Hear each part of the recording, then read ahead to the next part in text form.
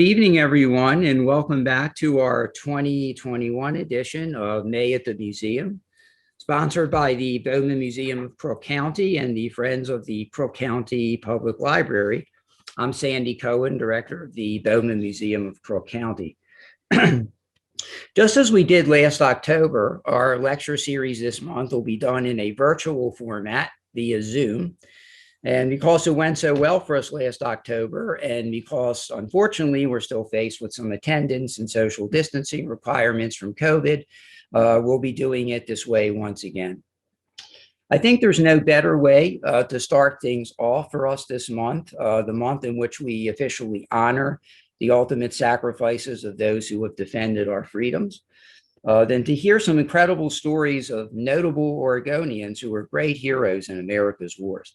And presenting this exciting topic for us tonight is retired U.S. Army Lieutenant Colonel and Master Army Aviator Dick Tobiason. During his 20 years with the Army, Dick Tobiason completed 2 tours in Vietnam and was awarded numerous commendations, including a Bronze Star and Purple Heart. One of Dick's proudest assignments was helping repatriate 27 American POWs in South Vietnam during Operation Homecoming in 1973. Dick has lived in Bend for the past 30 years after retiring from serving 33 years in the U.S. Army, NASA, and the airline industry. And Dick was the first and only Army aviator to be nominated as an astronaut in the Apollo Moon program. So please welcome Dick Tobiason. Well, thank you very much, Sandy, and Miss Sadie Moss for organizing this, inviting me. This is an exciting topic. We're going to talk a little bit about Oregon's war heroes. It's going to be all wars, and it's going to be kind of skimming over the top, because you could spend an hour talking about any one of them, especially some of them right here from Crook County and your community of Prineville. So let's get at it and see what we have. So what is a hero? Or what is a heroine? Someone might ask, why did you just say hero? How about a heroine? I'm going to talk about some of them too. So what are they, and what do we know about them? So Webster's, of course, it says it's a person admired for achievements and noble qualities, one who shows great courage. And I think we're going to linger on that second phrase there about great courage.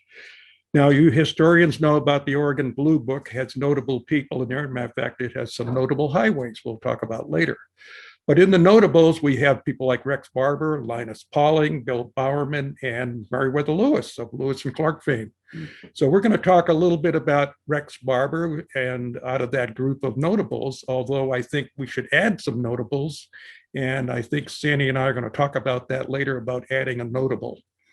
So the note of the heroes would include the 500,000 Oregonians who served during 5 major wars since World War I, 479,862 to be exact.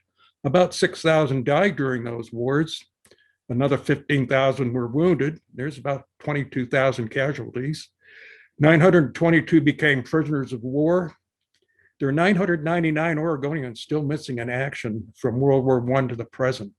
We'll talk a little bit about them and how we honor them, and the prospect of getting some returned, especially here to Prineville. Oregon is home to 30 recipients of the Medal of Honor, the highest award for military valor. You know that expression, above and beyond the call of duty. So there's 30 of them from the Civil War to the present.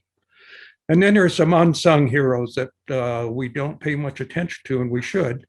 They're the veterans who served during peacetime. They're the minorities.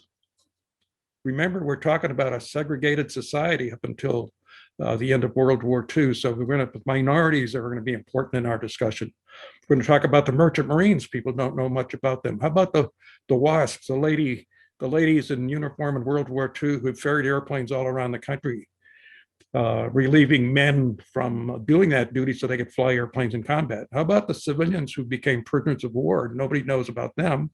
And how about the civilians on the home front who supported all those veterans? So for every veteran who served during World War II, there was somebody on the home front. And what about the families? What about all those families?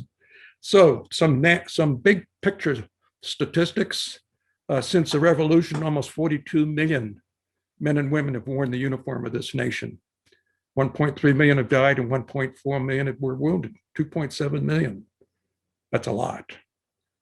374,400 Americans have become prisoner of war since the revolution. 59,000 died as prisoners of war. 20,000 of them were executed by the enemy. We still have 86,500 veterans missing in action since the revolution. 1.8 million Purple Hearts have been awarded. We have no record of all the names. 3,500 Medals of Honor awards have been presented since the Civil War when President Lincoln signed that legislation. Only 69 are living today. So today we have 19.9 million veterans living, call it 20 million. Up until about 3 years ago, veterans constituted the largest single segment of our society. Now we're surpassed by government employees at the city, county, state, and federal level. Government bureaucracies are growing and veterans populations declining. The paths crossed 2 or 3 years ago. So half of the world, the veterans who are missing in action, especially the ones from World War II, will never be found because they were buried at sea, including one from this town, or lost at sea. Veterans population declining about 2% a year. So what about the numbers for Oregon? Let's forget the big picture and let's concentrate on Oregon. 480,000 served during those 5 major wars since World War I. 5,965 are dead, 15,000 wounded, almost 1,000 prisoners of war and 1,000 missing. I think I've done some of this page before. Anyhow, there are 30 Medal of Honor recipients since the Civil War, but today there are 3,689 veterans living in Oregon. 232,000 are wartime and 71,000 are peacetime. So 1 out of every 4 living veterans in Oregon today, and it's typical of the United States, served during peacetime. They could have been called up during war anytime, but and sometimes they don't feel that they're veterans, but in fact they are. So 1 out of 4 served during peacetime. And remember that number because we're going to do something about that later tonight. In Central Oregon, the 3 counties that make up Central Oregon, there are 19,000 living veterans today. 98% of the greatest generation, 152,000 who served during World War II from Oregon, have gone. 365 died today. 4 were from Oregon. But their names of those war dead are in memorials all across Oregon, at the state level and at community level. So every community has some way of honoring their local veterans. And to a lot of us, those people who served are heroes. So here's a spreadsheet on the distribution by war. You can see what they are, the 5 wars: World War I, II, Korea, Vietnam, and then GWAT, of course, is the global war on terror, which is the Gulf War, Iraq, and Afghanistan. You can see how many served by each war, how many died, how many wounded, and how many casualties altogether. Now, the far right column, disregard that for the moment. Those are the highways that honor those veterans, each highway for each war. So there are memorials all across Oregon. There are some websites that you can go to look for them specifically by city.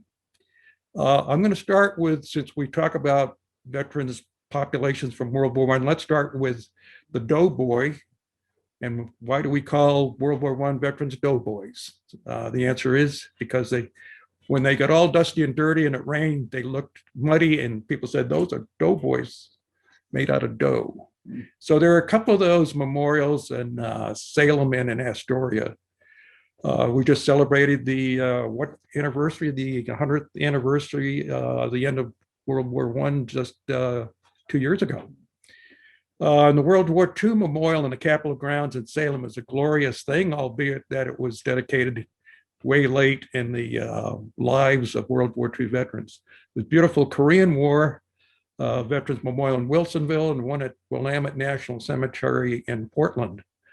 For Vietnam, there's one at the Hoyt Arboretum in Portland, and there will be a new one on the Capitol grounds next to the World War II Memorial as soon as our friends in the legislature vote and the governor signs that into being.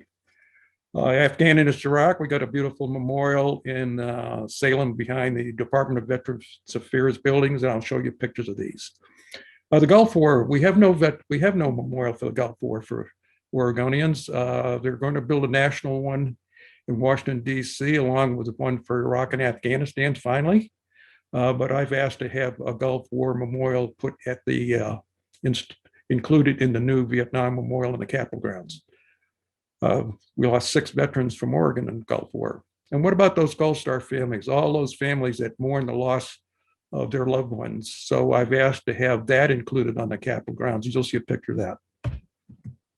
So here's the doughboy on the left, the famous bronze statue there of the doughboy with right hand up, hurling a hand grenade, rifle in his left hand. My late father-in-law was a World War I veteran, so I always reminisce about that. The World War II memorial on the right is glorious. It's almost a $2 million thing. It took an act of the legislature to get that land dedicated for that memorial. The names of 3,771 veterans are inscribed there. There are beautiful QR plaques that you can go to with your smartphone and read the stories on your smartphone. On the left is the Korean War Memorial at Wilsonville, right next to I-5. It's a glorious memorial. If you get there, you'll see the name of a local Medal of Honor recipient from Bend on there, Stanley T. Adams, and we'll talk about him later. And on the right is the Korean War Memorial at the Willamette National Cemetery. Not as accessible as the one in Wilsonville.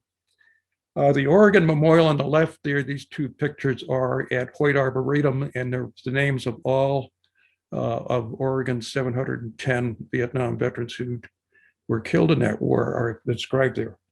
There's going to be a much larger one on the Capitol grounds. So on the left is the one we're talking about, the new one that the legislature has just passed in the Senate. The House has to vote on it. Then it goes to the governor. But what the law says is that the state of Oregon is going to dedicate land at the Capitol, on the Capitol grounds, right next to the World War II memorial to honor Oregon's 120,000 Vietnam veterans.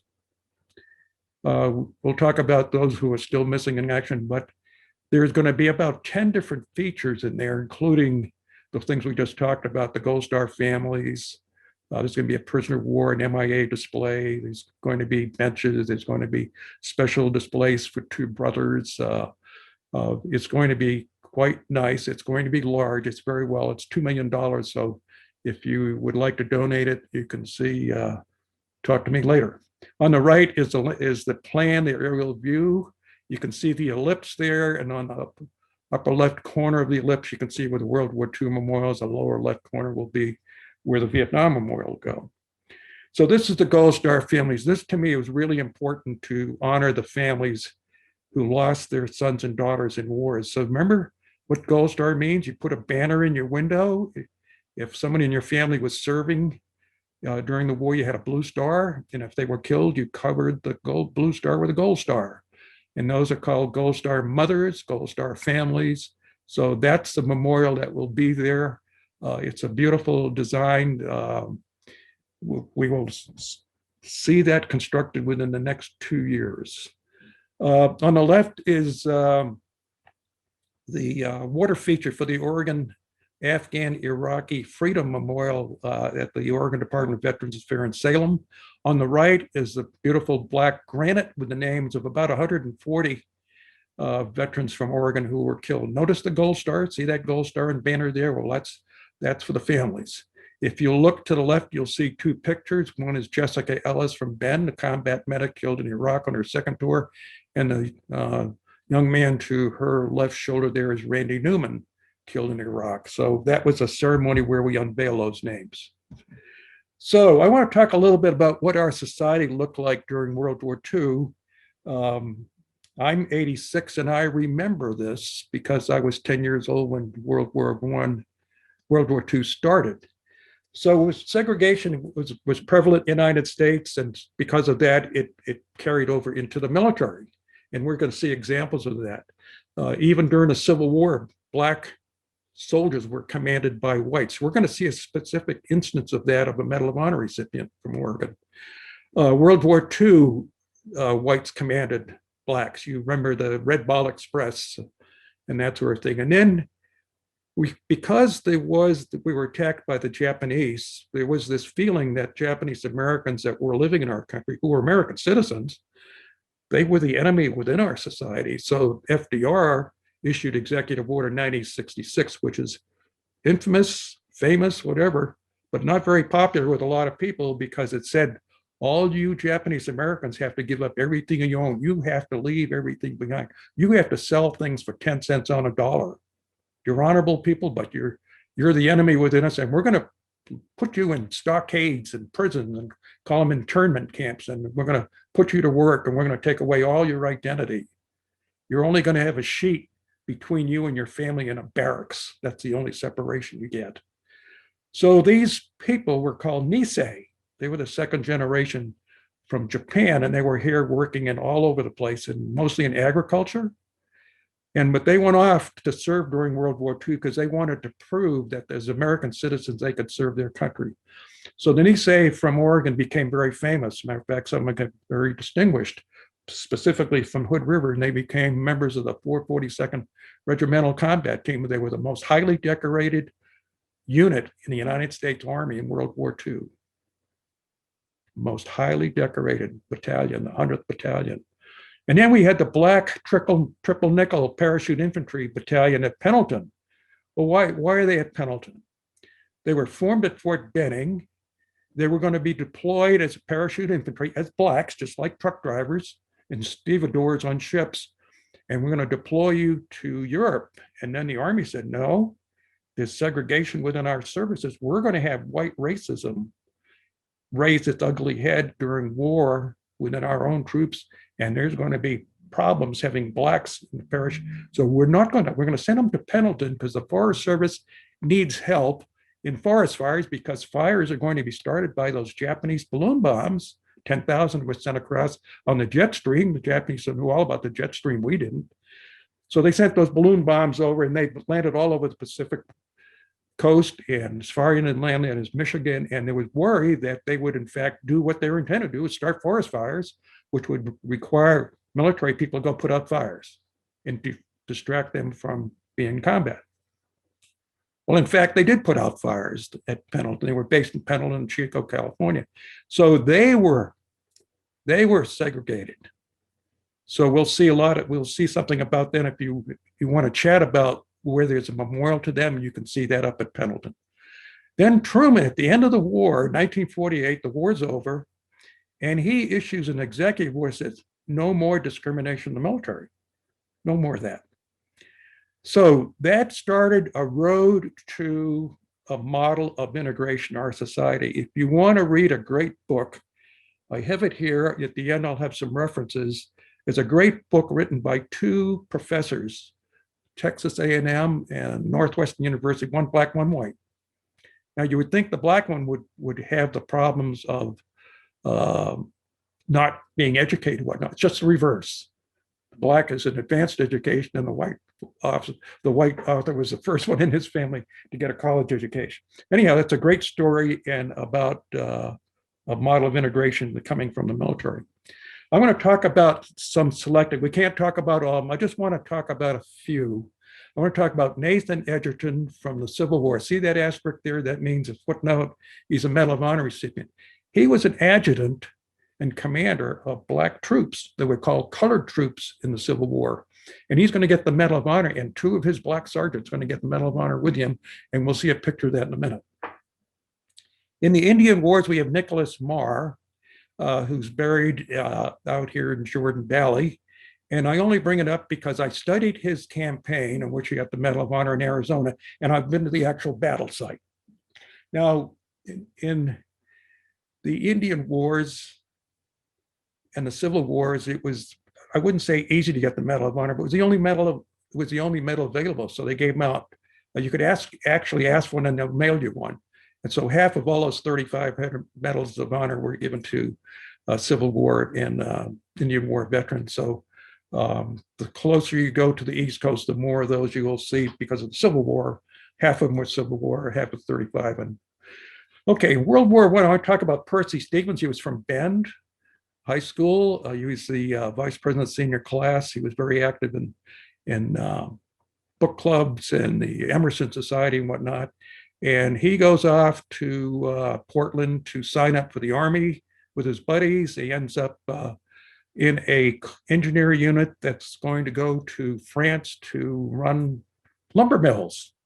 He came from a mill town. In fact, matter of fact, he worked as a stenographer for Brooks Scanlon before he went off to war. Well, he's on a troop ship to Tuscania, and that's going to be sunk by a German torpedo off the coast of Ireland. And he's going to drown. He's going to drown in the because his lifeboat is capsized, and he's going to wash up on the beach. And the local citizens are going to bury him, and they don't have an American flag, so they go to the Encyclopedia Britannica, find the design, and they make a flag and bury him. His body is moved to England. He's in an American cemetery there in Brookswood.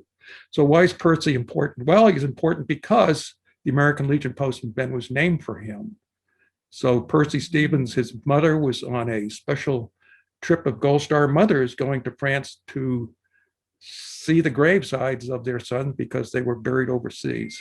Edward Allworth, Corvallis, ROTC, he's going to be a lieutenant in an infantry unit in France, and they're going to capture a bunch of Germans after the Germans blow up the bridge, and these guys swim across the bridge and they capture all the Germans. He gets a Medal of Honor. It's the only one from Oregon, World War I, and he comes back to University of Oregon State, and he builds the Memorial Union. So for any of you who are Beavers, that Memorial Union was built by a World War I Medal of Honor recipient, and he goes on to manage that for 45 years. We'll talk a little bit more about Edward Allworth. So World War II, and this is where we get local people. Here we got Rex Barber, and we'll talk about him, and Jacob DeShazer, Bob Maxwell, David Kingsley, Cal Butler, a little bit about Leonard DeWitt, Dexter Fincher from your fair city right here, and some Wake Island civilian prisoners of war, and some Nisei. And for the Korean War, we'll talk about Stan Adams from Bend, who earned the Medal of Honor in the Korean War, and Lauren Kaufman, who was killed in his act of valor during the Korean War, Medal of Honor. Matter of fact, Stan and Lauren are buried side by side. Then Norman Brockett from Prineville, we'll talk about him. Let's talk about him now. Norvin, born in Powell Butte, went to Powell Butte schools, and then he came to Crook County High School in Prineville. He left school early because he wanted to go off to war in the Korean War. And he does. He goes to Bend to enlist, and then 7 months later, he's dead. He was killed in North Korea. One of the things President Trump did with his counterpart from North Korea was to talk about those prisoners of war and missing in action, and the North Koreans gave President Trump 50 boxes of remains. Out of that, they were able to do DNA and a very advanced testing and prove that Norman Brockett from Powell Butte, in fact, remains were recovered. His remains are coming here next month to be buried at Arlington National Cemetery. Now, I want to talk later about how do we honor Mr. Brockett. 17 years old, and here it's all these years later, we finally got his remains back. There's more chances of getting Korean War veterans back than World War II. For Vietnam, we'll talk about 4 Medal of Honor recipients: Larry Dahl, John Holcomb, Gary Martino, Maximo Yaves. Okay, so here's the Civil War. On the left is Nathan H. Edgerton. He's a Quaker, and he gets a college education. Matter of fact, he becomes a head of the chemistry department of college, and then he goes off to join the Army during the Civil War. And as a Quaker, that is forbidden. He had to renounce his religion to do that, and he did.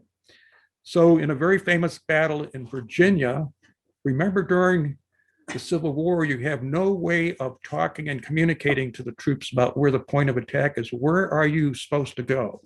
You follow the regimental flag. So on the right, you'll see that regimental flag, that blue flag. You see the American ensign there on the shoulder of one of the black sergeants. So you have that flag up front, and you follow that, and you get bugle calls, and you advance and pivot and go where you have to go. And if that flag goes down, a color bearer has to be replaced to pick it up. 3 color bearers are going to be killed with that flag, and eventually Lieutenant Edgerton and those 2 black sergeants are going to get it.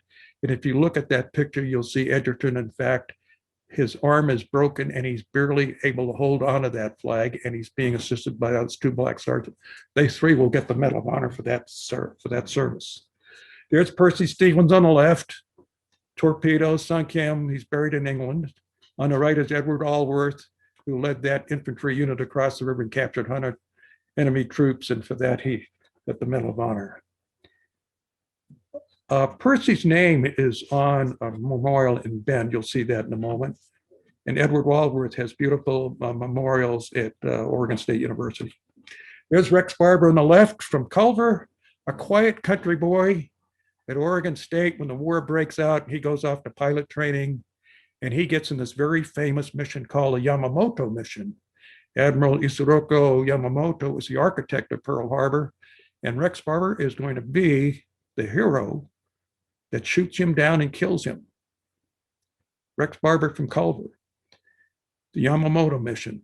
Lots of great stories about him, lots of controversy, but in fact, at the end of the day, he alone killed Admiral Yamamoto. Came back to Culver as a full colonel, retired from the Air Force, Justice of the Peace, mayor, Little League, and all that. I knew him.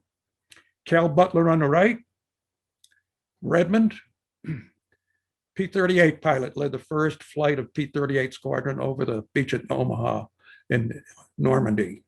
Shot down later as a prisoner of war. And why he was shot down is another interesting story. Rex Barber was shot down on the second tour, but Cal was shot down and became a prisoner of war and came back to Redmond 98 pounds. I knew him.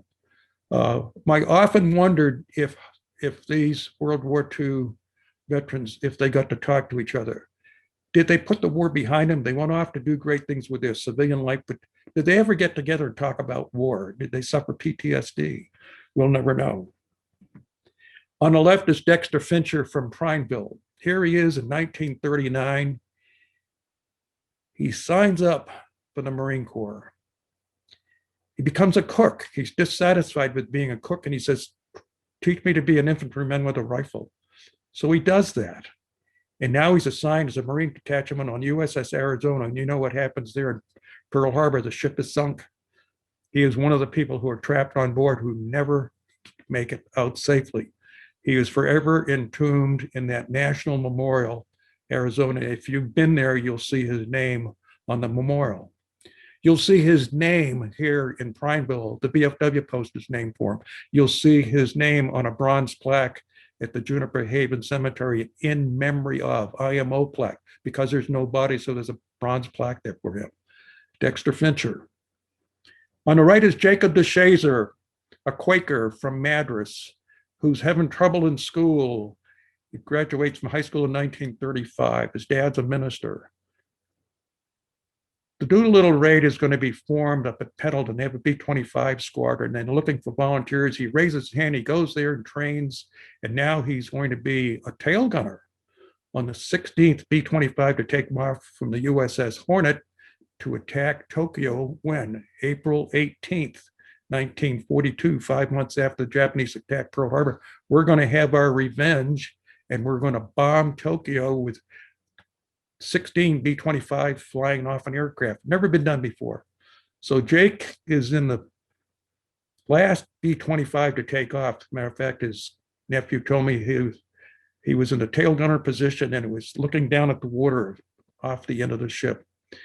So because the Japanese spotted them early in the mission, instead of launching the airplanes from 300 miles out, they're going to launch from 600 miles out, and they're going to burn all that fuel and they're going to run out of gas, but they're going to drop their bombs all over Tokyo and Yokohama, and they're all going to either bail out or they're going to crash. 80 crew members, 5 per airplane times 16. 70 of them are going to survive. 8 are going to be killed or die. Jake's airplane, they starved one of the crew members and executed 3 right in front of him. They put him in prison. While he's in prison, he gets his guard to give him a Bible. He reads that Bible.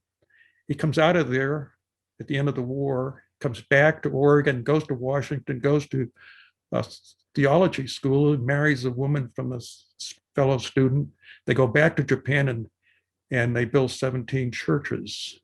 They convert people to Christianity.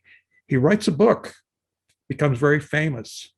And one of the readers is the very pilot who led the attack on Pearl Harbor, a man named Fujita. Jake converts him from Shinto to Christianity, and they tour all around Japan together. Well, Jake comes back to, retires at 30 years in Japan as a missionary, comes back to Salem, and he dies about 5 years ago. Now, here's a person I think is a notable Oregonian, but he's not named such. So I think I'm going to do something about that to add him, because the Doolittle raid is very important. The Yamamoto raid was a year to the day later. And Rex Barber, our local friend, shot down Yamamoto, and he's a notable. What about Jake? Shouldn't he be there too? Stan Adams from Bend, Korean War Medal of Honor recipient. He's buried at Willamette next to Lauren Cotton on his right, who was from the Dells. Now, here are our 4 heroes from the Vietnam War, all Medal of Honor recipients. Larry Dahl from Oregon City, John Noble Holcomb from Richland. I've been to his grave. Gary Martini, who's buried in West Virginia, he was from Portland. Maximo Yabes, the Filipino-American who became a first sergeant. He excelled, didn't he? There was no discrimination in his case. And he's buried in Denver. And you'll hear more about him later. So on our left are our young people from the most recent wars. Randy Newman from Bend, killed in Iraq. Jessica Ellis, combat medic, 101st Airborne, killed in her second tour. She didn't have to go back in her second tour, but she did. And she was blown up by an IED. Tommy Tucker from Madras, killed in Baghdad. A horrible, he was missing in action for 2 days. I know that a friend from Madras who was in charge of finding him, but they finally found him. He's buried in Madras. Jessica's buried in Arlington National Cemetery. Randy's buried in Willamette National Cemetery. On the right is Dale Peterson from Redmond, another Marine who was killed in Iraq, and he was buried in Burns. So let's talk about some unsung heroes. How about these ladies from Bend who flew those fighters and bombers all around the United States, transfer them from factories to air bases on the coast so they could be ferried overseas. There was Helen Shearshaw, quite famous, the Shearshaw Ski Shop. Blanche Osborne Barras, so we'll see these pictures in a minute. Those 81 merchant Marines who died during World War II from Oregon, they had the highest casualty rate of all services, and they're unsung. There's no memorial to them. Their names are on the granite, Salem, but that's it. There's a nice little memorial in a little pocket museum in Florence. If you ever go there, go to the Oregon Coast Veterans Memorial. It's a small one, it's new, but it's a lot of good things there. What about those World War II civilians who were captured in Wake Island? They were civilian contractors for Morris and Knudsen, building that huge base for the Navy. We were building that base because we needed a place to refuel airplanes and ships. Matter of fact, the airlines were already there, flying boats. That was a fueling station for Pan Am. So 1,145 civilians are going to be captured or killed when the Japanese attack Wake Island 5 hours after they attacked Pearl Harbor. 32 Oregonians are going to die on that island during the attack, or being executed, part of the famous 98 executed by the Japanese in one afternoon. Dig your own grave, please. Or they're going to die under brutal conditions in prisoner of war camps in Japan. It's an unknown story. I brought it to light when we did the POW Memorial Highway last year. I had all the information on that, courtesy of a woman whose dad was one of those prisoners and survived, and she is Bonnie Gilbert from Portland, who is a historian and teacher in Idaho. So I learned all that, and so we got those names going to be engraved on the World War II memorial because they were given veteran status by the Department of Defense 26 years after World War II. So on the left, you have this very famous recruiting poster of these 4 WASP bomber pilots. On the far right there is Blanche Osborne Bross from Bend. She died and is buried in Portland, but she is very famous for ferrying airplanes, bombers, little airplanes, big airplanes, whatever. She became a commercial pilot after the war. I met her, matter of fact, when we had the air show at Redmond Airport, she flew the B-17 from Salem to Redmond. So that's a recruiting poster that's very part of the National American History Museum in Washington, D.C. On the right is Helen Shearshaw. She did the same thing. She didn't get the notoriety that Blanche did, but she was out there as a heroine. These are heroines, folks. These are people. One of them was killed in an accident. I can't remember her name, but these people had the same risk exposure as the men did and gladly did the job. And they didn't get any veteran status for a long time. It took Hap Arnold to do that. They were ignored. Why was that? Not enough historians stepped forward to get them the recognition they deserved. So we have World War II training here in Central Oregon. We'll see some signs here that reflect that. In Klamath Falls, we had a Naval Air Station training Navy fighter pilots and TBM and TBF aircraft. Klamath Falls also had a Marine hospital, treated 5,000 tropically diseased Marines from the South Pacific. How would you like to be treated at 4,000 feet in the wintertime for tropical disease at Klamath Falls? Camp Abbot, which is now Sunriver, 90,000 combat engineers trained there. And then we had civilian pilot training actually run by the predecessors of the FAA because they foresaw in 1939 a need for pilot training. So they did it as a civilian program in Bend, Redmond, and Prineville. You get a very famous picture here for Prineville. We'll see that in a minute. We had Army Air Forces fighter and bomber training at Redmond Madras, the heavy stuff, P-38s, P-39, P-63s, B-17s. We had Camp Rufus up there at the Columbia River, training to cross the Columbia River. 10,000 combat engineers from Texas up there, and they're training because it'd never been done before, and they're anticipating we're going to cross the Rhine River. So how do we do that? We've never done things like that. So they did all that training up there, developed all the doctrine. And in fact, when the bridge at Remagen collapsed, while the American troops were crossing 50,000 Americans, the bridge collapsed and they built a floating bridge next to it based on what they learned in Camp Rufus. And then the Oregon maneuver out here, 100,000 infantry troops in the high desert for 3 months under General Patch, who actually signed the recommendation for the Medal of Honor for Bob Maxwell. So we had 100,000 troops in the high desert. And out of that, there's some things left out in the desert, which are called dog tags. And I have 80 of them. And I can tell you the story of dog tags, but you can go to the BLM office here in Prineville and see my display. There are about 75 dog tags hanging there. And there's a history of dog tags from all wars and how those were designed. So about during World War II, between the Columbia River and Klamath Falls, there are 200,000 troops here. Imagine Bend is the biggest city with 10,000 people, and you get 200,000 troops coming through there, and trucks coming from Washington to California down Highway 97. Very busy days. So what do we have left over from World War II? Well, you got the Lutheran Church in Prineville. It was a chapel at Camp Abbot. There's a great website on how the ladies in the Lutheran Church bought that for $15,000, how they got an Army chaplain retired to become their first minister. And I've been in there with all the World War II artifacts. And I think they're all gone and been replaced. I hope I documented that. All the airfields and airports and hangars left over from World War II at Bend and Redmond, Prineville, Madras, Klamath Falls, they all came from World War II. And that's how commerce started. That's how we got airlines here and all kinds of manufacturing being done at airports. The Great Hall at Sunriver, I hope you've seen that, is a marvelous relic from World War II, was the officers club at Camp Abbot during World War II. It was built as a training exercise in how to use chainsaws. Do you take logs and build them into buildings? It was a training exercise. It was only used for 1 month. It came into disrepair at the end of the war. It was used for animals, whatnot, been restored.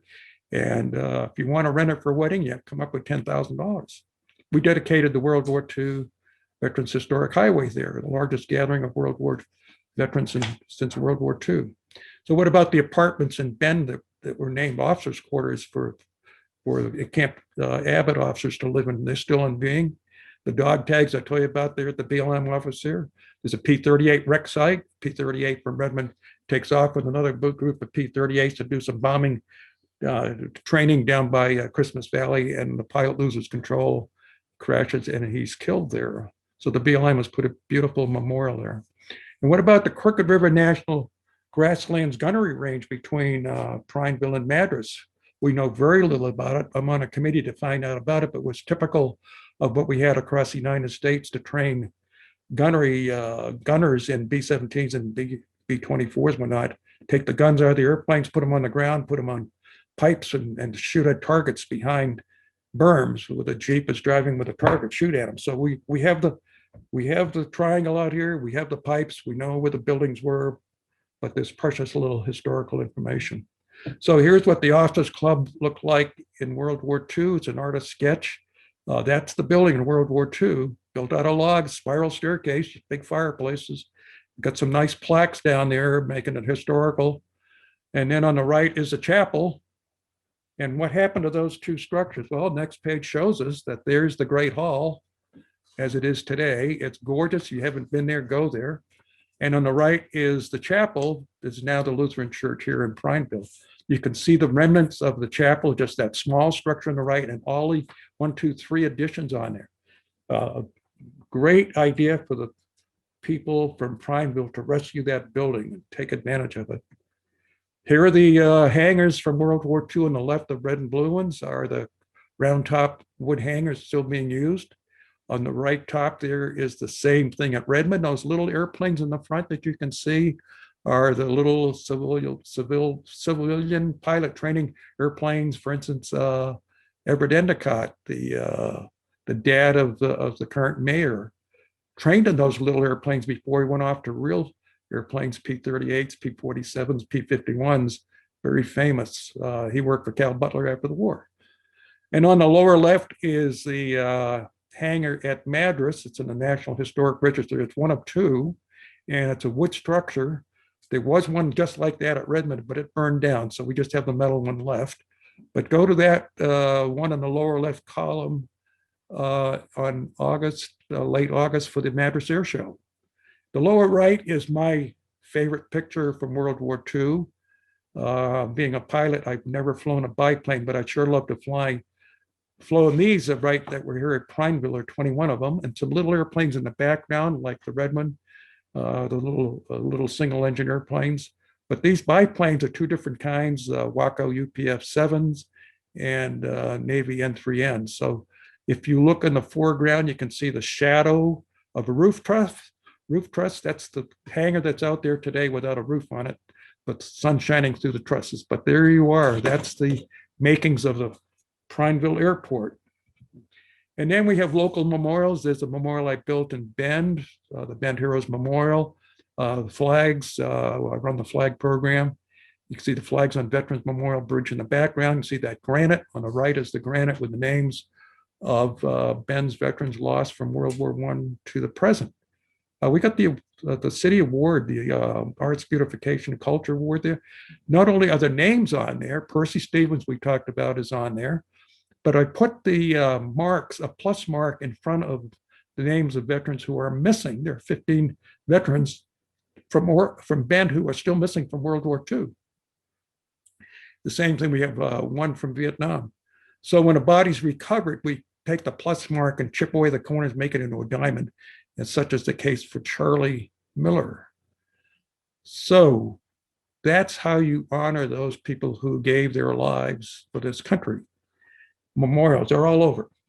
Every community's got them. Here in Prineville, we have this marvelous memorial, POW-MIA memorial. It's the only one of its kind in Oregon. And that's where we dedicated the POW-MIA Memorial Highway last September 18th on National POW-MIA Recognition Day. We had 11 members of the Brockett family there. Can you imagine that? 11, and then we had 2 members of the family of one of those civilians from Wake Island who's buried here in Powell Butte.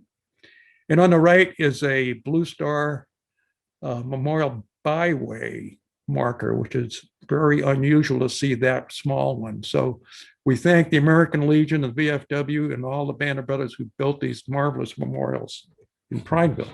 In Madras, you have this county Veterans Memorial with the names of all the county war dead from World War I to Iraq. Tommy Tucker's there. Vietnam veterans are there. Some still missing in action. And there's a beautiful statue, bronze statue of Thomas Tucker, who was killed in Iraq and Baghdad. And there he's up there helping a girl down from a rubble from a building that's been destroyed. He's buried there in Madras. So I'm going to just go through some of these memorials. You've heard the names. There's the Rex Barber Veterans Memorial Bridge. That's a sign that we have on the new bridge across Highway 97 across the Crook River. And in that beautiful Peter Skane Ogden State Park, right next to it, we have these two kiosks. One on the left is Rex and his military life, and the one is civilian life, and in between is a proclamation from the governor. If you look between those two wood structures, you'll see a gray bridge. That's the new bridge that replaced the old bridge, which is on the other picture on the left. You can barely see it in the background.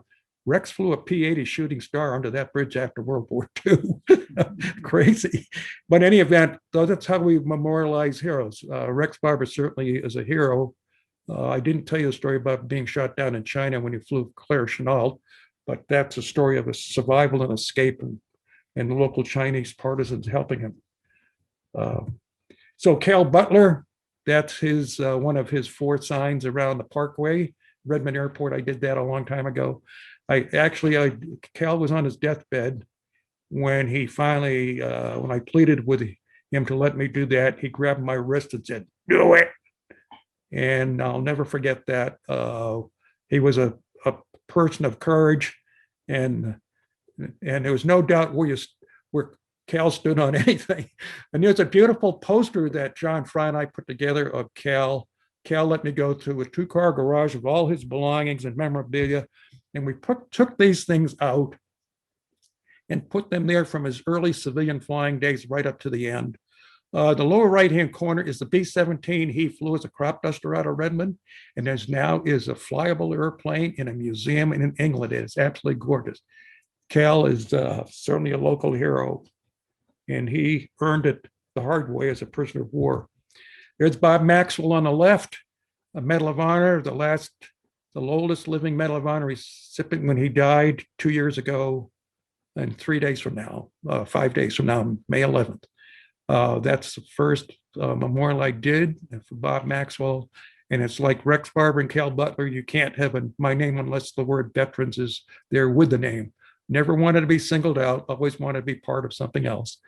I have a letter into Congress to name 5 VA clinics in Oregon for Medal of Honor recipients. We got the first one done. President Trump signed it into law. We dedicated that on what would have been the 100th anniversary of Bob's birth on May 11th, 2 years ago. So there we are. We got 4 more to go.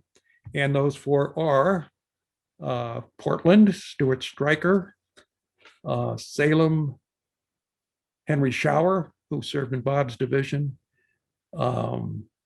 Eugene, Maximo Yabes, remember him, the first sergeant, the Filipino guy, Medal of Honor in Vietnam. And then John Noble Holcomb will be the 4th remaining Medal of Honor clinic to be named in Richland. And this is a slide I used when I was trying to persuade the legislature to let me put signs up on Highway 97 honoring World War II veterans.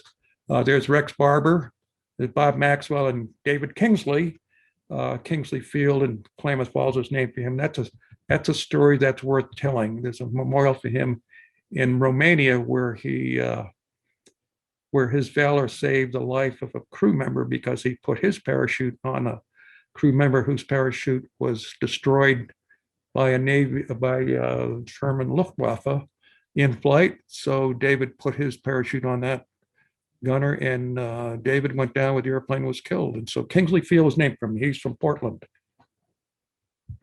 So we got all these highways in Oregon. It's taken me 13 years to get every border-to-border highway in Oregon named for veterans. So I started out by doing war veterans because those are our heroes, 480,000. Remember that number? And then we got another 110,000 peacetime veterans, so we're going to take care of them too, with 9 highways. And you're going to see a picture of a sign on each highway, but I'll get down to the bottom. When we're all through with this project, which will be this fall, there'll be 3,400 miles within Oregon, 9 highways, all border to border. I'll have 110 signs up. I'll have raised $120,000 to put all these signs up. The driving distance within Oregon is the same distance, the longest distance you can drive in the United States, diagonally from Blaine, Washington to Miami, Florida.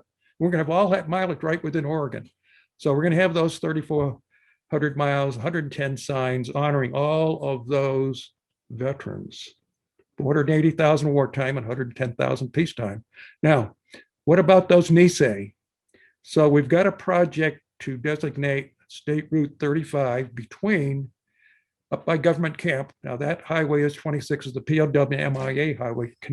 State Route 35 connects the POW with the Vietnam Highway on Interstate 84. So it's a short section, about 30 miles, and that's going to be the Nisei World War II Veterans Memorial Highway in the next legislative session. Okay. Now, 5 of the highways we're going to talk about are first the United States, and some of them are going to go all the way across the United States. So here's a map of all the highways. We'll start with the vertical, start on the right, 395, that's World War I with 10 signs there. Then Highway 97 is the World War II Veterans Historic Highway, and that has 18 signs. And then we do the Korean War on Interstate 5, and then we do the Vietnam Highway in Interstate 84 from Portland to the Idaho. And then we do the Young Veterans War, Persian Gulf, Afghanistan, Iraq on the most beautiful highway in Oregon, that's Highway 101. And then we cross them from west to east with we got one more vertical highway to do, and that's the Purple Heart Trail, Interstate 5. And that's one of the first in the United States because it connects to the I-5 Purple Heart Trail in Washington, California, creating the first Purple Heart Trail across the United States in any direction. Then we did the Medal of Honor Highway across 20 from Newport to Idaho. And that's the longest highway in the United States, goes all the way across to Boston, Mass, where I was born 86 years ago. And so I've got that highway extended through 7 more states, and it's going all the way to Boston. And then I've asked Congress to name it the National Medal of Honor Highway. And then the Black Highway 26 goes from Seaside to Idaho. And we dedicated that last year in honor of those 922 prisoners of war and 999 MIAs. So they got their highway, and I got that through Idaho last month. That asked the governor and legislature to do that, and they agreed to do that. And we're going to run that across the United States. And now we get this hot pink highway up on top, Highway 30, that goes from Astoria, and it goes to Idaho, but it also goes all the way across to Atlantic City, New Jersey. It's the longest highway in Oregon, the only highway not named for war veterans because it's named for peacetime veterans, the Oregon Veterans Memorial Highway, to honor those 110,000 veterans who served in peacetime between those 5 wars. So we'll put 10 signs up there, raise the money, do that. The governor will sign that into law probably in June, and then we have to wait 90 days, and then we have to wait for ODOT to get permission to put the military seals on that highway because they're trademarked. So here's a World War I sign over by Burns. My wife is the daughter of a World War I veteran. She's standing behind there, the guy with the high visibility vest. There are no World War I veterans living. The last one died a long time ago. World War I. World War II, there's 4 honor flight veterans we took to Washington, D.C. They're all gone now. That's up by Interstate 84. That's Camp Rufus. Remember, they trained across the Rhine River? That's the sign. So the World War II signs all have the same upper panel. Lower panel is unique to the training at that area. Korean War and Interstate 5, that 6 of those. And then we got the Vietnam Veterans Memorial Highway, Interstate 84. We have 17 of those signs. We've continued that highway through Idaho and Utah, so it's 777 miles long. Then there's the Persian Gulf, Afghanistan, Iraq on US 101. We have 11 signs there. I insisted on an 11th sign because there was a place where a young veteran died in Iraq and we didn't have a sign. So ODOT says, yes, you can have that sign. And then we put Purple Heart trail signs up on Interstate 5, and sometimes we piggybacked them on the Korean War veterans highway signs. And then we did the Medal of Honor highway sign starting in Newport and going all the way across Oregon. And that's Mr. Maxwell and myself. Bob was my vice chairman of the committee of 2. And you see underneath it says US 20 East, Boston, Massachusetts, 300,365 miles. Longest highway in the United States. It's going to be Medal of Honor all the way across by this time next year. POW MIA highway, there's Mount Hood in the background. That sign is in Madras. We dedicated 10 of those last September. We had 26 family members who were family members of prisoners of war and MIAs attending. That to me is the most important thing. And those families all went away with saying, we aren't forgotten, someone cares. This is the last highway, Highway 30. This is kind of my concept of what the sign would look like, the same size as all the others, but it has all the military seals on the bottom, including the National Guard, because they do not get enough recognition. They just went off to Poland, didn't they? They're been off to combat Iraq and Afghanistan. So they're finally going to get recognition. So they're all the military seals plus the National Guard. And ODOT has to get permission to use the seals because they're trademarked. Built the Medal of Honor exhibit over in McMinnville. This is an overall view of it. You can see the 3 versions of the Medal of Honor hanging in the middle. And then you're going to see something up closer. That's what the individual plaques look like. There's David Kingsley, you know his story, and Bob Maxwell, their photos and their Medal of Honor citations. And then we got those 30 Medal of Honor recipients are connected with 13 different cities in Oregon. So I got a law passed saying you are a Medal of Honor city. So we, for instance, Bend has 1 medal. There are 8 cities with 1 Medal of Honor recipient, 2 cities that have 2, and then Portland has 16 recipients. So each city gets the following. There's the map of the cities, and this is what each city gets. So there's the Dalles, has 2 Medal of Honor recipients. There's a title plaque on top. There's the individual recipients on left and right, and there's the law in the middle. So we've done that for all 13 cities. Purple Heart city signs are all over Oregon. We have them all over Central Oregon, Bend, Culver, Crooked River Ranch, Lapine, Madras, Prineville, Redmond, and Sisters. They look like this. They usually at welcome to signs at the city limits. There's a Purple Heart city in a sign in Bend. There's 5 of them. Sisters has 2. There's the one on Prineville, has several, thanks to Art Rowe. And then we have these Fallen Hero Memorial Highway signs that got that law passed to be modified for prisoners of war and MIAs. This is a case where the families asked. We have the legislation. There are 45 of these signs up already. The family has to get the legislature to approve putting that up, and then you have to go pay ODOT $600. So the new law that I've got now does not require the families to get additional legislation.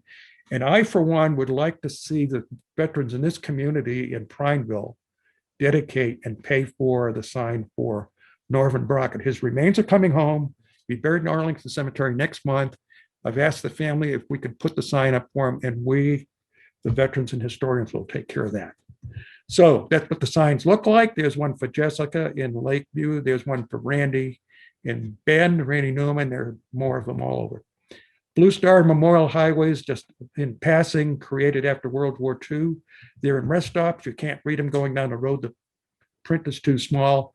The ones that are in highways usually get broken by accidents. So of the 9 highways we've done, 3 of them are not Blue Star. You know about Honor Flight. I'm running up against the clock here, but we, the foundation, all those projects we talk about in the past, and what we've been working on for the last 15 years. Then we took 550 World War II heroes. They are heroes. These are the World War II veterans saved the world from tyranny. We took them to Washington to see their World War II memorial, tour of the Capitol building, all the other memorials. They went with trip leaders, doctors, guardians. We gave them a lot of gifts. They always called it a trip of a lifetime. We raised $650,000 to pay all our expenses. So we finished that because there are no World War II veterans to take anymore. They're gone. So we handed it off to the Honor Flight of Central Oregon for Korean War and Vietnam War veterans. There's a picture of us in Washington at the World War II Memorial with 50 World War II veterans, 50 World War II guardians, doctors, lawyers. And this particular trip, our son Eric led that trip. And I see a guardian from Prineville, Sam Morris there. So I want to close with what society thinks about veterans. It's a shifting picture, but since 1973, the Gallup polls, people have gone out and asked our society. There are 15 segments in our society. What do you think about them? How do you rate them? How much confidence do you have? A lot, a little, or what? The results up to 2015 on the next page, but the military has always ranked the highest. Small business has always ranked second, and in fact, has closed and tied with the military this year. So here's a chart of these 15 institutions. You know what they are: the military, small business, criminal justice, medical, organized labor, big business, police. Suffice it to say, only 3 groups ever score over 50%: the police, small business, and the military. The rest of those people cannot be proud of their ratings because they're in the tank. They're the presidency and the Supreme Court, and banks, and Congress. They're all in the 30s, 40s. So we thank the military, and as I always say, the military, we stand on the shoulders of 40 million who went before us, and let's keep it good. Thank you for listening, and I'd be happy to try to answer any questions or comments you may send to Sandy or Sadie. That's a question. So how large is the Ben Heroes Foundation? How many volunteers do they have? Okay, sure. If there are, I'm the chairman of the board.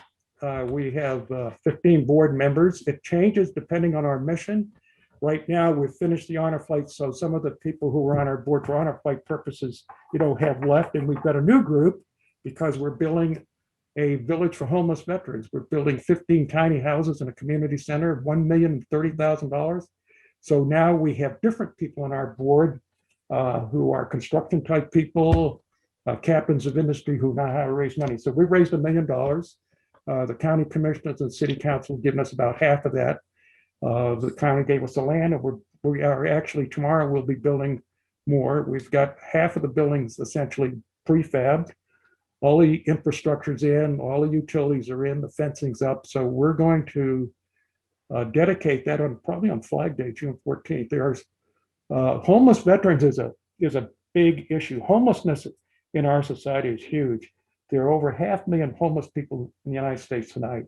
39,000 veterans. In Oregon, we have 16,000 homeless people, 1,500 homeless veterans. In Central Oregon, 1,000 homeless people, 65 to 90 homeless veterans. So we're going to take a stab at getting 15. Now, we, the foundation, are just building this $1 million facility, and then we're giving it away to the Central Oregon Veterans Outreach nonprofit to operate, because that's what they do for a living. They have a big staff, and they get grants from the state and the federal government and the VA and HUD and whatnot. So they actually do the point in time counts. There are homeless people right here in this community. It's the counts done every January, 8 cities. And they're always looking for volunteers. So anybody who wants to do a homeless count can contact Central Oregon Veterans Outreach. If you want to volunteer at the village, remember the veterans are coming from all over Central Oregon, not just Bend. So people can volunteer. They can call COVID and say, a woman called me yesterday, I would like to volunteer to help the Veterans Village. I said, it's all paid for, it's almost built. Call Covo, because everybody has a talent. Someone wants to teach something. Someone wants to say, can I help you read? Can I tutor you in math? Can I tutor you in reading? Everybody has a skill. So there's a great opportunity. We, the Ben Heroes Foundation, once we dedicate it, it's like, what's next? Well, the truth is, we're looking for more land to build more tiny homes. These are dignified dwellings. They're not shelters. They're heated, insulated, toilet, sink, bed, one person, table and chairs, electricity. You go to the community center 50 feet away, and that's where you get your meals, your showers, your laundry, your case management. Case management is what solves their problems and takes them from being homeless to being productive with a job and being taxpayers. So it's a path that's been taken by lots of people and lots of across the United States. There's a fascinating model in Clackamas. There's one, Do Good Multnomah, and so that's what the foundation is doing. I'm finishing off the Medal of Honor highway across the United States. I got 4 more VA clinics to do. I got Highway 30 highway to do, and I'm going to kind of wrap up my part of it in the next year or so. Very good. And just to follow up real fast, I think you kind of answered this at the end, but I wrote the question down before that. So anyway, the enthusiasm level for organizations such as this, is it maintaining itself through the years? Oh yeah, yeah. We're talking about people who on our foundation who have been successful in life. They're willing to give back to the community, dedicate their talents. We have one gentleman who supervised oil drilling for Chevron in Africa and Russia, off the Russians. We have another gentleman who owned a very profitable business in Bend. And so if we need something for the village, if we need insulation or roofing or whatnot, we call Don, and Don says, I'll get it. And so the community, for instance, we have companies that have dedicated at least $60,000 worth of in-kind service to the architect, civil engineering, electrical engineering. All that's been donated. Hayden Homes has donated a construction manager works for us like 3 days a week. They designed our buildings for us, do the landscape plan. They interface with all the excavators and all that stuff. So it's been a blessing. There's a lot of enthusiasm for solving homelessness. Remember, we're only working on the veteran side of it, which is 7%. Right. And so it's a huge problem on the civilian side as to what do you do with thousands and thousands of people as opposed to hundreds. So Sandy, could you switch it around to where we can see Dick, please? And it's only Bruce and I that are left of the audience. So actually, and I know Bruce was our GIS coordinator at work, and I don't know if he hasn't come up with any questions yet, but I have a question. You said that there was a bombing, or not a bombing range, but a practice gunnery range out on the grassland. Oh yeah, sure. Whereabouts was that located? It's almost exactly halfway between, do you know where Gray Butte is? Sure. Right next to and the cemetery. Is it in the neighborhood of the cemetery? It's west of that. It's on the west side of Gray Butte. You know where McFeeder's turf is? Yep. So that's what those rooms are all about. Yeah. So it's next to Butch. Because I'm a geologist, and I have looked at that area, and I'm going, this is not an old quarry. You want to go there? What was this used for? I've been all over it. So we have it's on the Forest Service owns it. We have a team. I'm on the team. I think I'm supposed to be the leader. I'm not sure, but because of COVID, we can't go there. What we do know is this.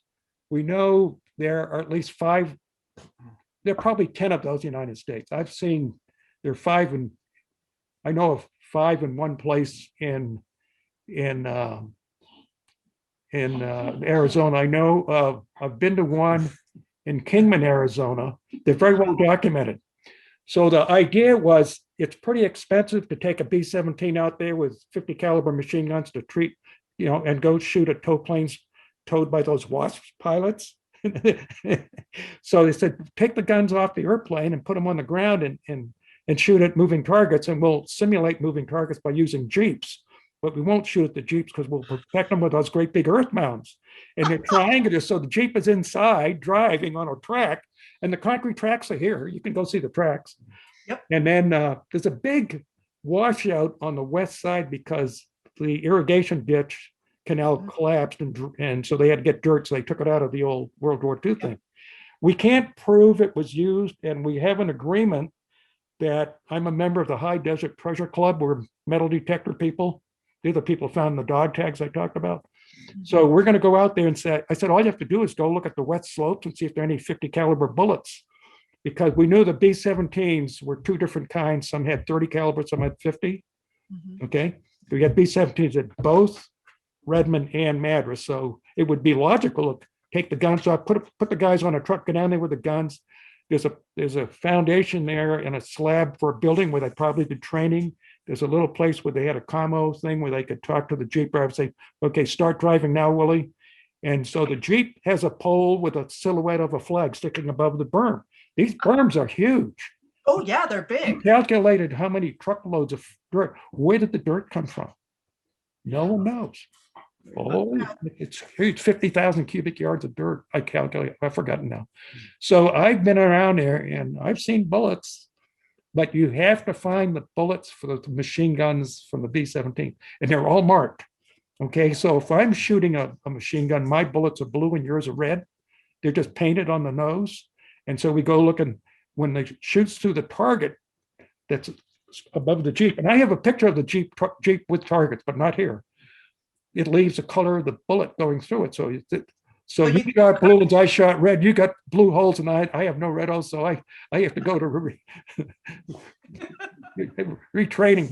But anyhow, seriously, we have aerial photos from University of Oregon of this area at the time frame when this should have been built, and it doesn't show up. But we do know that Morris and Knutson extended the runways at Madras, and it would have been simple for the Corps of Engineers to say, hey, while you're doing that, would you go build this gunnery range here, the blueprints, go build it? So I talked to Butch and Sharon's daughter, and she says that people in the family don't know much about that thing.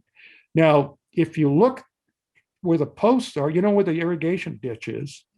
If you go north, you'll come to a fence. There's some railroad ties that form a corner post. Stop and park there, because that's where it starts, and go inside there, and then you'll see 6 steel posts, 4 inches in diameter, embedded in concrete. So they just the posts that you put the things on. Okay, so you shoot at the target. Unfortunately, there are buildings between the guns and the target, but they weren't there in World War II. Okay, it's an in-holding, private land. Then if you go a little further, you'll see another big berm that runs north-south. And it's not oriented to the gunnery range at all. It's oriented to something else. And guess what it is?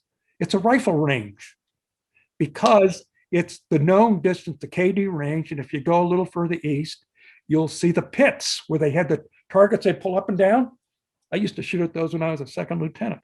So, but don't go in there with rattlesnakes. Oh, I know. I worked on the grassland. So the McFeeder's material source is right just down. It's managed by BLM and the grassland. Yeah. Mm-hmm. And there was a heck of a lot of material that was removed out of there that was not related to projects that I'm aware of. I know it was used a lot for highway construction. Really? So I suspect that some of that berm material might have come from there. Now, I'm assuming you've probably already played with the LiDAR imagery in that area to try and figure out some of the other, if there's any other features in the, you can see it on Google Earth. Right. The LiDAR really nails a lot of fine-tuned. Have you got it? Have you got that? Actually, it's on Dogami, and it's Department of Geology and Mineral Industry. And that, and the funny thing is somebody was asking me about that area about a year ago, and we're going, well, gee, what's going on here? Well, now I can get back with them and say, but. Okay, so you can go to the Mojave County Museum in Kingman, Arizona. That's one place to get some background. I've been through all their records. I've copied everything they have. So here's the question. First of all, what happened here in World War II at Redmond and Madras is not documented at all with the Air Force historical people in Maxwell Air Force Base. I know the chief historian, and they said, you know more about the place than we do. And I have pictures, aerial photos of the bombing range over by Horse Ridge. Mm-hmm. I have all that, and I know it's some stuff on the ground, and there's some. So you got to. So we're working with the Forest Service and the Archaeological Society of Central Oregon, ASCO. I'm a member of that, and the High Desert Treasure Club. So we have an agreement in principle that we're going to go out there. And I said, just go out and look for bullets in the West Bank. Because if you shoot long, they go over towards Great Butte. If you short shoot, they're going to end up there. You're never going to hit the Jeep because it's inside. But think about it. If you're inside a triangle, there's one time you're going to be exposed. So in the triangle, there's an escape route where you go out of the triangle and you're on the other side of the triangle, over by where the people park their horse trailers. Go look for the concrete ramps inside and outside. And it's the right width for a Jeep. We've measured all that. So if it's like a little Willys Jeep, it would really actually. Yeah. But With some of them actually had a Jeep, they had a guide that mounted on the front bumper, like a guide that goes between the tracks. So it was self-steering. So they would just put it in gear and just turn, put a brick on the gas pedal and it would just go around, 4 or 5 miles an hour. But it had to go to speed relative to the size to get, because the range of 50 calibers is like 1,500 yards. So it had to, the distance from the pipes where they put we have pictures of machine guns on those pipes at other places. We have pictures of the guys pulling the targets down in other places. We have pictures of Jeeps inside on the track, other places, but we have nothing from here. Nothing. So, do you know Jerry, who's a historian up there at Jefferson County, Jerry Ramsey? Jerry Ramsey is the most notable. Matter of fact, I've known him for years. He's a local guy, and he's got a PhD in English and all that stuff. So he called me up and just says, do you know what's out there with that triangle? I said, no, I don't.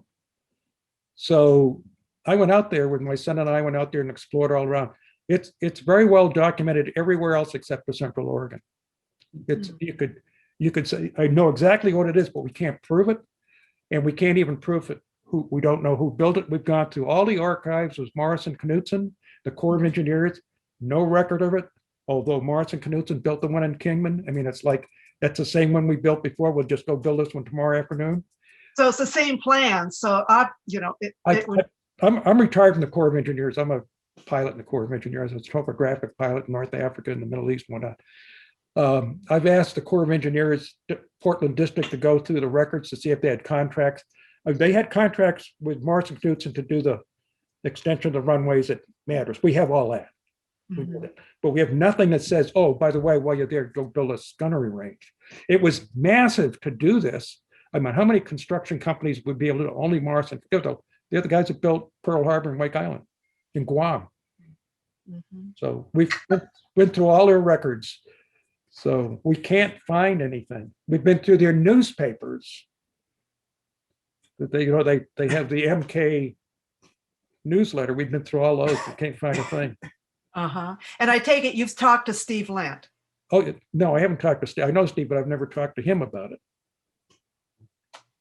Because he was actually the one that we were puzzling about. I think he was the one that contacted me. I don't know if I can lay my hands on my little study that I did. I kept the photographs here on my computer. I'm fascinated with the LiDAR. So with metal detectors, we'll know if it was used, because we'll pull out the right, if we can find the right size bullets and colors, we'll know. That's one thing. We'll also look down at where the pipes are to see if any brass was left down there. Now, chances are people have scavenged a lot. We're going to go out there and use it for 22s and shotguns and all that stuff. So, but the concrete slab and the sill bolts are there, so you can measure the size of the building. It just get up that little canal trail there where those at corners, get out and you'll see all the posts. I can send you all the pictures. I got 100 pictures. But Jerry Ramsey has a lot of information too.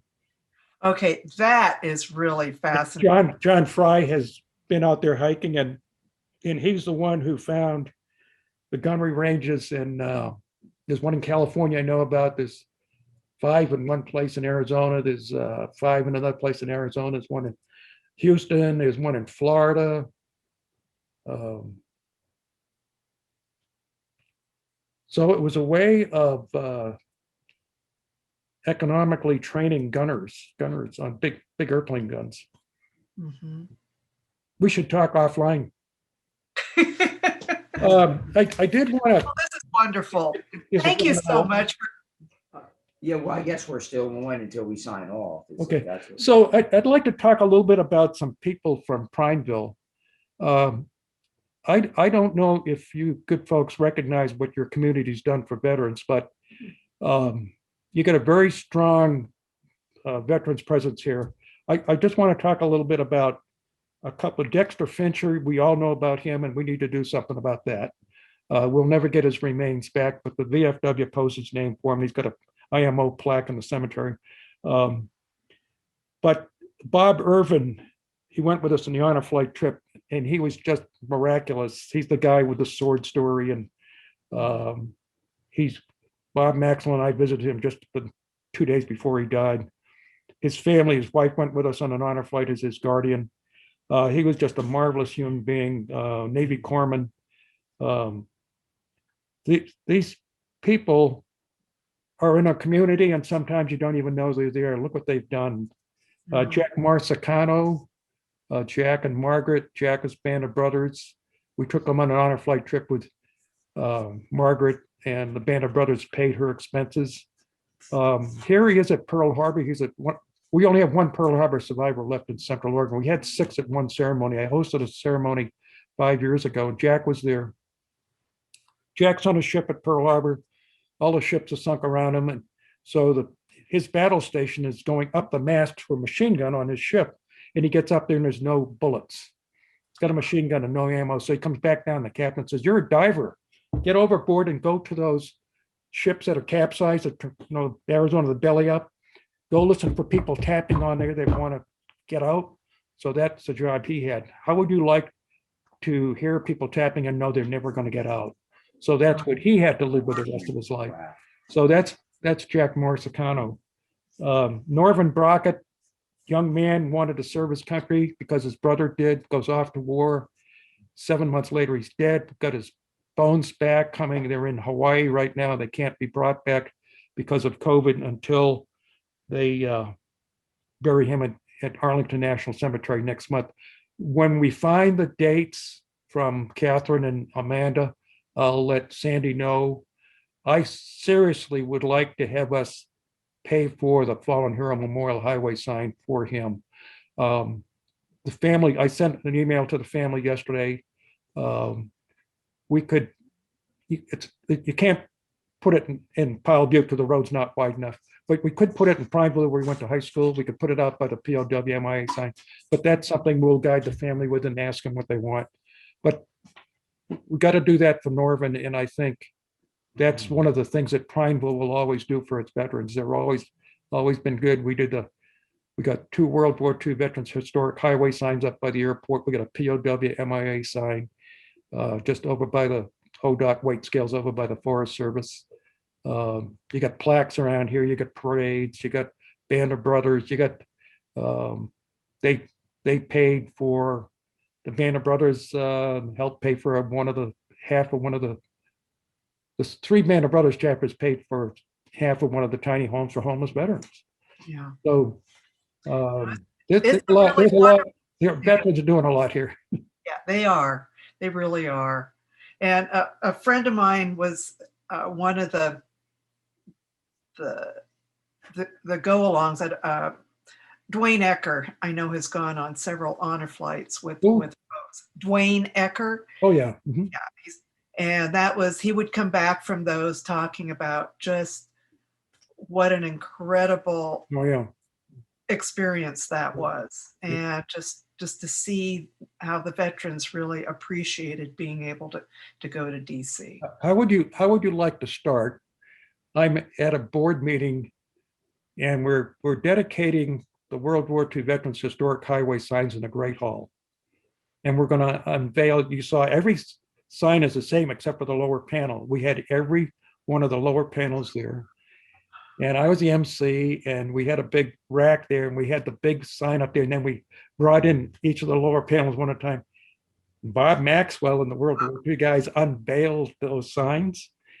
And let's see, we had Doug Whitsett there. We had everybody. Anyhow, we have We had 2 F-15s fly by from the National Guard, and we had a Navy N3N and from Ron Oaks. Remember those biplanes at Prime? We have one of each. Wow. It was, and so at the end, I said, well, guess what we're doing next? We're going to start an honor flight program. When I sat down, my son Eric said, how are we going to do that, Dad? I said, I'm going on a trip next week with a group that's going on their first trip. I went on that trip and I came back and I said, we're going to do it. So I called the national headquarters and said, what do you got for names? Says, we got 375 applications. We're mailing to you. You got to raise the money and take all those people. We did the 375 plus another 200.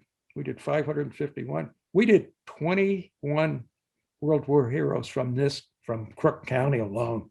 We did as many from Crook County as we did from Bend. Yeah.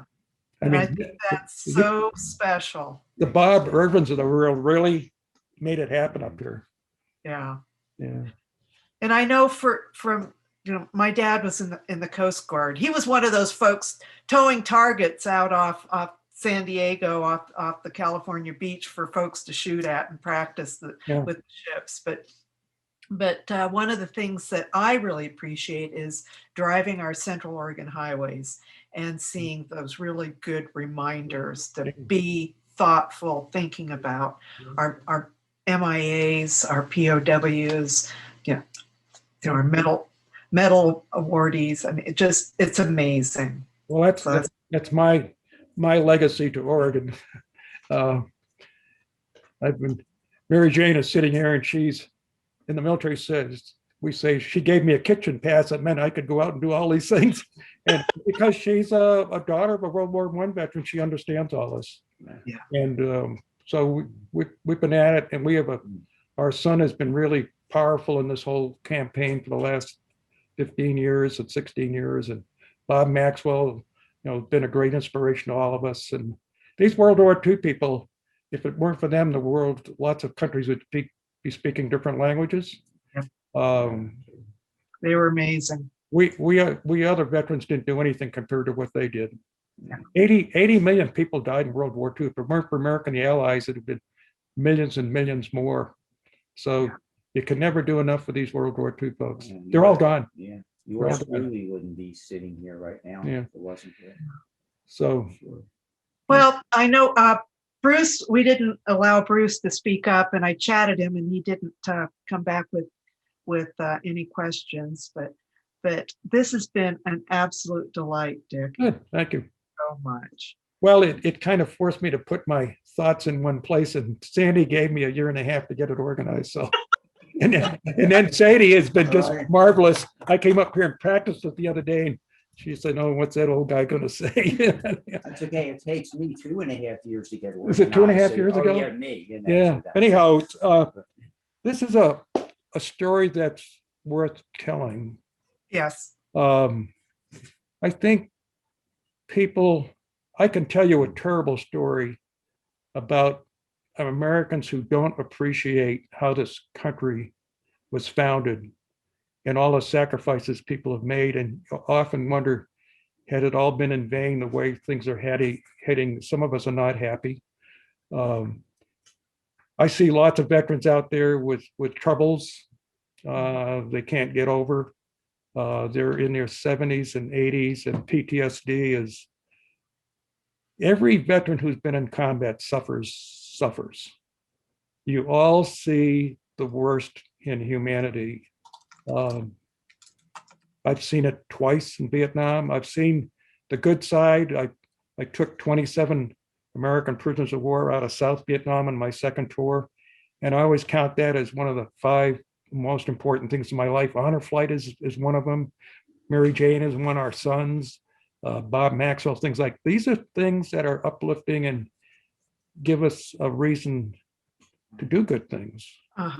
Dick, if Sadie could open up and let Bruce talk, he does have a question. Oh. So Dick, like I said, Bruce is GIS. He says, I looked at the LiDAR and it doesn't cover the gunnery range. Oh, okay. So your Google Earth is what you've got available to you.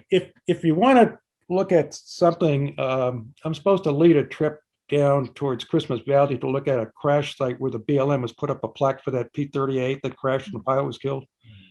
You can actually, on Google Earth, if you can see, there's a mile away from that P-38. There's an A6 from Whidbey Island crashed at night, low level, just flying low. And he took all the sage out, and that's a long time ago, and you can see the sage still down. Still see that scar? Yeah. Mhm. Wow. And you know about the plane that went down up on the east end of the Ochiko Mountains, right? Boeing. There was It's a B-17. No, I don't know the one on Ochiko. I know the one down by Fields, the B-17, but that's been taken out. this was one, if my memory serves it, and Jay Kinsman, who's the archaeologist on the forest, would be able to look it up. Yeah, he's our guy. Yeah, I figured you probably were connected into Jay. Anyway, my recollection was it was a World War II era flight that didn't make it where it was intending to go. Okay, so I have the records of all the accidents in Central Oregon. I have the type airplane, the name of the captain, the tail number, where the airplane was based and where it crashed. I have 27 records. But I'm trying to think of the Ochikos. I don't know of any Ochikos. Yeah, this is at the western end of the Black Canyon Wilderness, just up on top. Huh. Well, someday we could get all the historians together and go on field trips. We're going to ASCO, we're going to do something down